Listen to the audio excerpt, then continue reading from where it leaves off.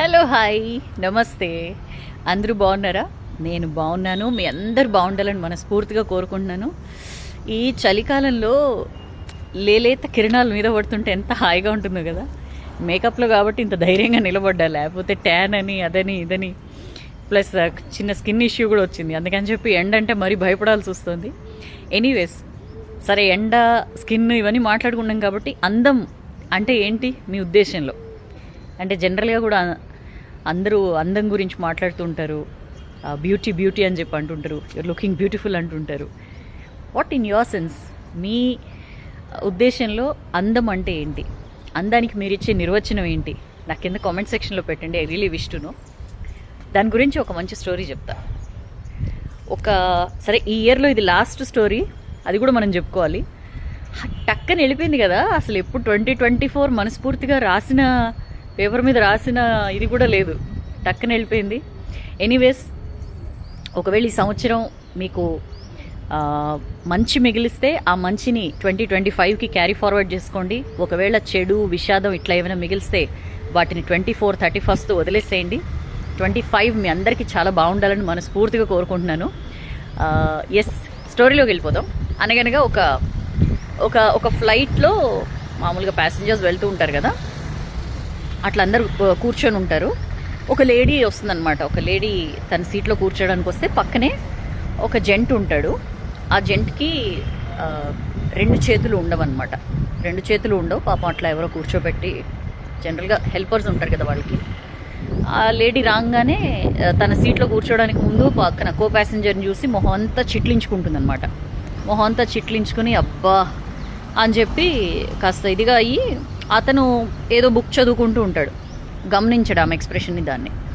అయితే ఆమె air hostess దగ్గరికి వెళ్ళి నా సీట్ మార్చు అని చెప్పి అడుగుతుంది. అంటే ఏమైంది మ్యామ్ అంటే, ఆయన చూడ్డానికే చాలా చాలా ఘోరంగా అందవికారంగా ఉన్నాడు, చేతులు అవి లేక చాలా ఇదిగా అనిపిస్తుంది, నేను అలాంటి వాళ్ళతో కూర్చోను అని చెప్పి అంటుంది.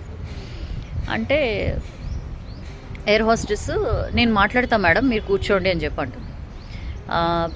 అని వస్తుంది మళ్ళీ. ఆమె ఆ ప్యాసింజర్ కూర్చోడానికి వచ్చి కూడా మళ్ళీ వెనక్కి వెళ్ళిపోతుంది. వెనక్కి వెళ్ళిపోయి ఎయిర్ హోస్టెస్తో ఆర్గ్యుమెంట్ చేస్తూ ఉంటుందన్నమాట. ఎట్లా కూర్చుంటాము, కనీసం మనం ఇంతసేపు జర్నీ చేయాలంటే పక్కన ఎలాంటి వాళ్ళు ఉన్నారో కూడా ఇంపార్టెంటే కదా. ఇలాంటి వాళ్ళతో కలిసి నేను అన్ని గంటలు ఎట్లా సమ్ ఫారెన్ కంట్రీకి వెళ్తూ ఉంటుంది, ఇన్ని గంటలు నేను ఎట్లా ప్రయాణం చేస్తాను, అది ఇది అని చెప్పి అంటూ ఉంటుంది అనమాట. పాప ఎయిర్ హోస్టెస్ సర్ది చెప్పే ప్రయత్నం చేస్తుంటుంది, బట్ అయినా అవ్వదు. ఈ లోపల బుక్లో నిమగ్నమై ఉన్న అతను పాపం వింటాడనమాట. ఏం జరుగుతుందో విని ఎయిర్ హోస్టెస్ని, నా వల్ల ఇబ్బంది పడుతోంది ఆవిడ, అర్థమైంది నాకు, నా సీట్ మార్పించండి పర్వాలేదు అని చెప్పి అంటాడనమాట చాలా వినయంగా. సరే కూర్చో, ఒక్క నిమిషం ఆగండి, నేను ఇష్యూ సెటరేట్ చేస్తానని ఎయిర్ హోస్టెస్ వెళ్తుంది. లోపలికి వెళ్ళి క్యాప్టెన్ అండ్ అదర్ క్రూ ఉంటారు కదా, వీళ్ళందరితో మాట్లాడి వస్తుందన్నమాట. వచ్చి ఆ లేడీ ప్యాసింజర్తో అంటుంది, నా కెరియర్లో నేను ఇప్పటిదాకా ఒక 10 years నుంచి జాబ్ చేస్తున్నాను, బట్ నా కెరియర్లోనే అలాట్ అయిన సీట్ కాకుండా ఆ సీట్ నుంచి బిజినెస్ క్లాస్కి ఒక ప్యాసింజర్ని షిఫ్ట్ చేసిన సందర్భాలు అసలు నేను ఇప్పటిదాకా అయితే చూడలేదు. మేబీ జరుగుండొచ్చు కొన్ని సిచ్యుయేషన్స్లో, బట్ నేనైతే చూడలేదు. ఫస్ట్ టైం నా కెరియర్లో చూస్తున్నాను ఇక్కడి నుంచి బిజినెస్ క్లాస్కి ప్యాసింజర్ని మార్చడం, సీట్ని మార్చడం అని చెప్పంటే ఈ లేడీ అసలు తనకి తానే చాలా అసలు గాల్లో తేలినట్టుంది అని చెప్పి ఫీల్ అయిపోతుంటుంది.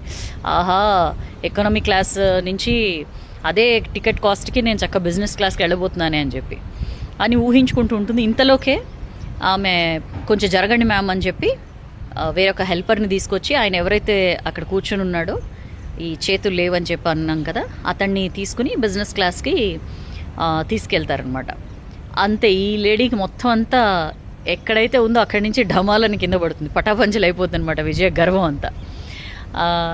అతను వెళ్తూ ఉంటే అతను వాళ్ళతో మాట్లాడుతూ అంటాడనమాట, నేను ఆర్మీలో వర్క్ చేశాను, మేము అక్కడ రాత్రింబవళ్ళు కష్టపడతాము దేశాన్ని, దేశ ప్రజల్ని కాపాడడం కోసం. ఆ ఒక సందర్భంలో, ఒక ఫైట్లో, ఒక వార్లో నేను నా 2 చేతులు కోల్పోయాను. ఈ లేడీని చూసినప్పుడు నేను అనుకున్నాను, ఇలాంటి వాళ్ళ కోసమా మనం అన్ని నిద్రలేని రాత్రులు గడుపుతూ దేశానికి రక్షణ కవచంగా ఉండేది ఇలాంటి వాళ్ళ కోసం అని చెప్పి అనుకున్నాను. బట్ మీరు, మీ కెప్టెన్, మీ క్రూ అంతా తీసుకున్న డెసిషన్ మీరు నన్ను ట్రీట్ చేసిన విధానం చూసి అలాంటి వాళ్ళే కాదు, దేశంలో ఇలాంటి వాళ్ళు కూడా ఉంటారు. నిజంగా ఇలాంటి వాళ్ళ కోసం మనం ఎంత కష్టపడ్డా ఏం కోల్పోయినా పర్లేదు అనే ఒక మంచి ఫీలింగ్ నాకు కల్పించారు అని చెప్పి అంటాడనమాట. అప్పుడు వీళ్ళందరూ కూడా ఫ్లైట్ అటెండెంట్స్ వీళ్ళందరూ కూడా హ్యాపీ ఫీల్ అయ్యి చప్పట్లు కొడతారనమాట. చాలా చిన్న స్టోరీ అండి, బట్ ఇందులో ఎంత డెప్త్ ఉందంటే, అందంగా లేడు, లేకపోతే చూడబుల్గా లేరు, చూడబుల్ అనే వర్డ్ వాడేశాను, ఎప్పుడో మా మ్యాథ్స్ సార్ వాడేవారు, ఇది నమ్మబుల్గా లేదా, ఇది చూడబుల్గా లేదా అని చెప్పి, కేఎంఆర్ సార్ అని చెప్పి.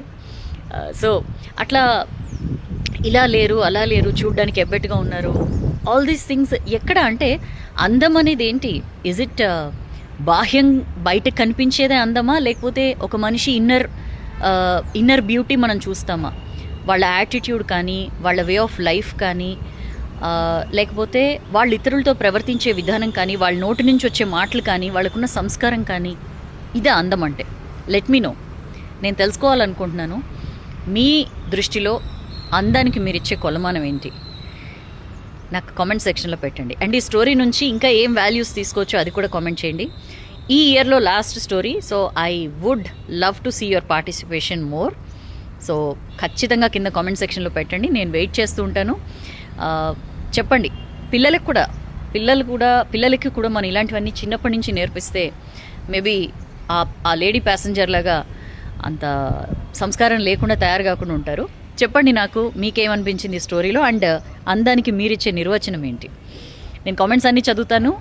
అప్పటిదాకా ఈ స్టోరీ నచ్చితే లైక్ చేయండి, బాగా నచ్చితే షేర్ చేయండి. ఎందుకంటే మన చుట్టూ ఉన్న వాళ్ళందరూ అందం గురించి ఏం ఆలోచిస్తున్నారో తెలుసుకుందాం మనం. ఓకేనా? Thank you so much for your lovely participation. Wish you all a wonderful 2025. మనం మళ్ళీ నెక్స్ట్ ఇయర్ వీడియోలో కలుద్దాం. Till then, this is your Soujanya signing of.